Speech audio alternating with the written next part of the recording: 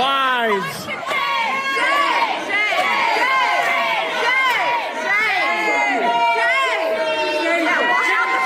That was Republican Congressmember Barry Moore getting booed out of a recent town hall in Alabama.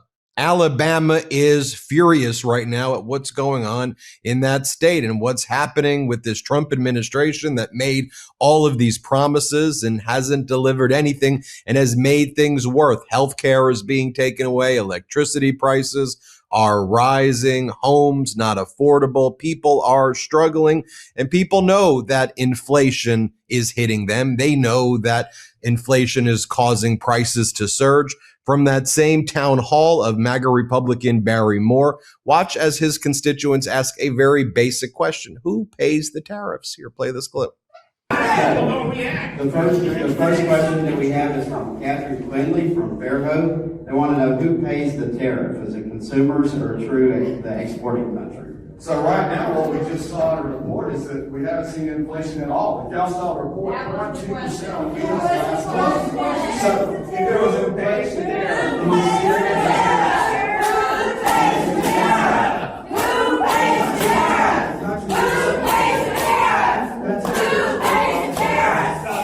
Then in Alabama, over 100,000 people may lose their health care as the Affordable Care Act subsidies are set to expire and hospitals are struggling to stay open. Let's play this clip.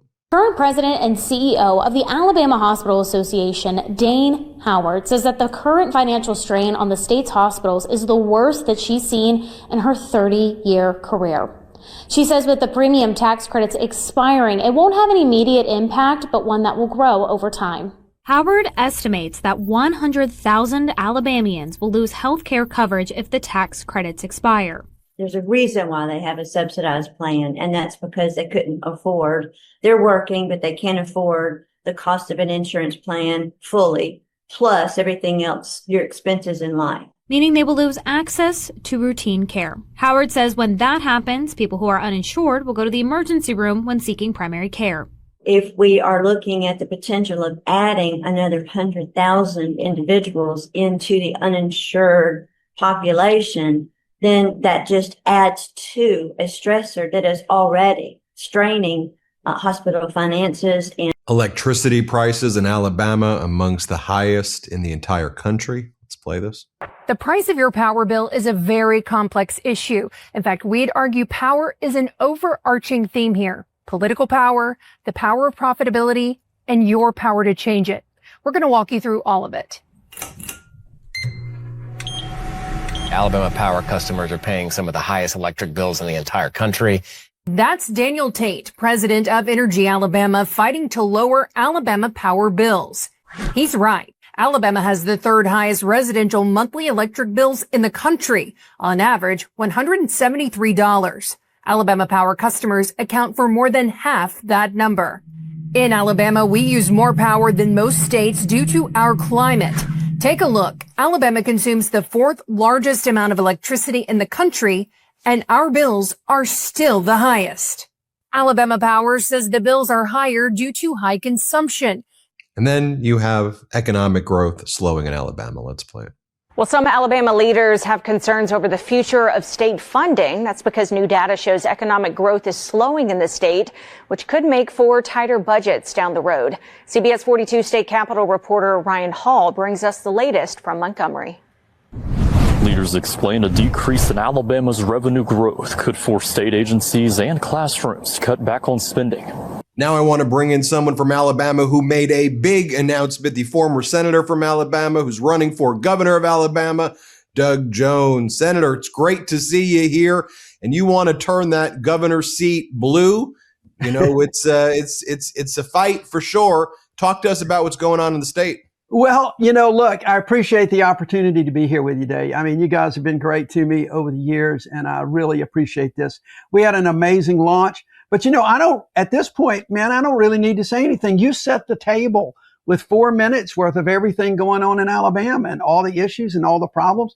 The only thing that you may have missed, well, there are a couple things. One, the farmers are hurting. I mean, our soybean farmers and others are losing markets because of all the Trump, what I call Trump Tuberville tariffs.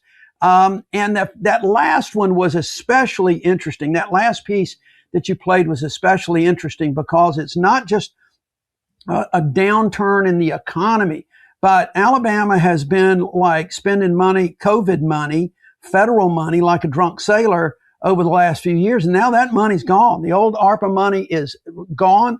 We have spent it on prisons. We have spent it on other things that it wasn't quite designated for. So the next 4 years are not going to be that easy in Alabama, but I think it's time to give folks a choice. I think it is absolutely time.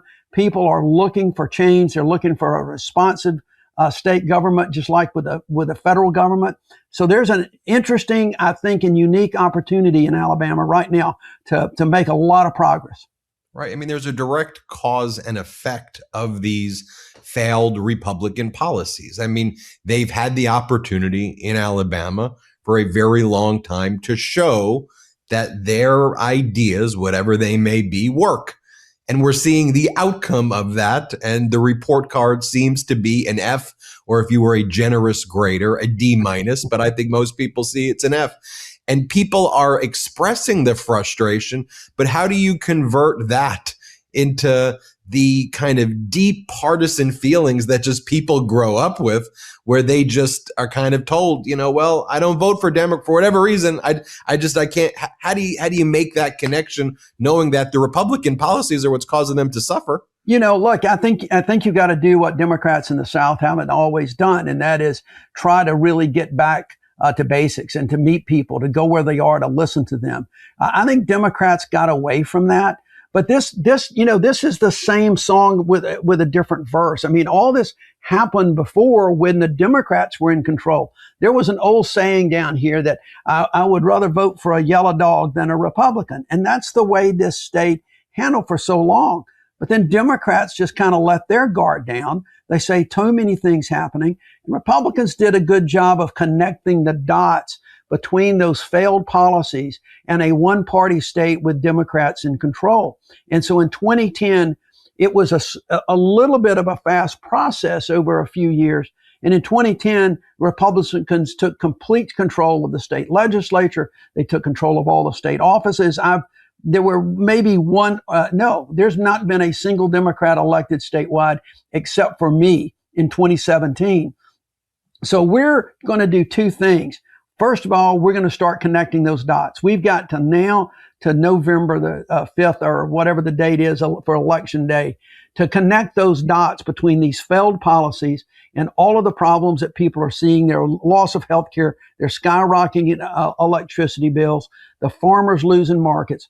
We're going to connect the dots, but we're also going to do something that hadn't been done in a long, long time. And that is we are going to field a slate of candidates in every statewide office, slate of candidates that are credible, that can be competitive, and we're going to offer people choices. And we're going to make those that are in power right now defend the ill-fated choices that they've made over the years, whether it's the refusal to expand Medicaid or whatever, that is costing people their livelihoods, it's costing people their money. That's what we're going to do over the coming year. And look, we know all of this. We're an underdog. But that's okay. Underdogs win things all the time. And I think that we're on the right side of history on all of these issues, not just on one or two. Now, there's still a primary, of course, in the Democratic Party, and that's scheduled for sometime in May. The Republican favorite out there is Tommy Tuberville, who you have experience running against, and the people in Alabama have seen, the types of things that he said. He's a rubber stamp for everything that, I think people are frustrated and upset with, and then there's this clip right here that I want to show you from my buddy Pablo Manriquez, who interviewed Tommy Tuberville. I could show you a lot of clips of Tommy Tuberville, and we can go on for hours of some of the stuff that this guy said. But this one to me is really kind of emblematic, which is, I think everybody believes that there should be a strong border. But what Tommy Tuberville says is, if you look a certain way, or if you hang out with people who look a certain way, that means you should be arrested as an American citizen and rounded up. And that's just the price to pay for being an American and hanging out with people who may look a little different, or being in a restaurant with someone who's American. Just watch this, because this to me is where there's a point to be made about strong borders, but then he takes it to this authoritarian, way that I think people are like, whoa, whoa, whoa. I didn't vote for that. Here, let's play this clip. So, Senator, do you care if U.S. citizens accidentally get detained in ICE raids? If U.S. citizens? Yeah, it's been happening a lot. It's been happening a lot with veterans in particular. Yeah.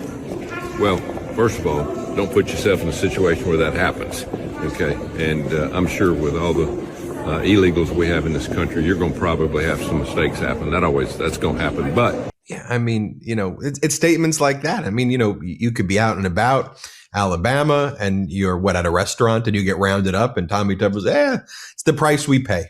Yeah, no, look, everything he says along the lines of immigration and really even about race and religion are pretty disgusting in most instances.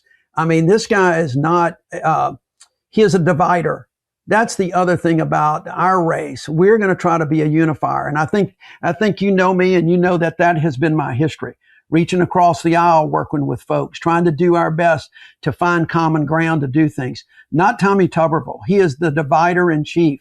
The things he says about immigrants, whether they are here legally or not, are pretty disgusting. What he says about Muslims, what he says when he talked about white nationalists in the military, that he was okay with that. This is someone who divides the people of Alabama, divides America by race and by religion.